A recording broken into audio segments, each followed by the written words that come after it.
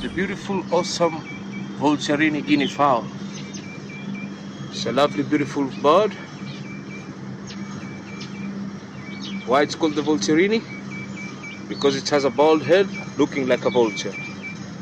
This beautiful species of bird is found in the beautiful, awesome TSAVO East National Park.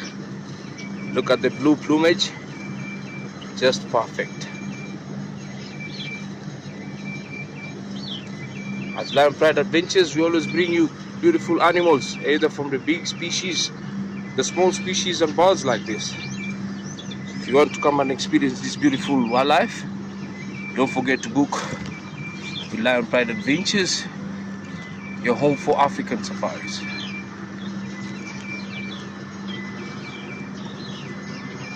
And follow us on all our socials to enjoy lovely videos like this.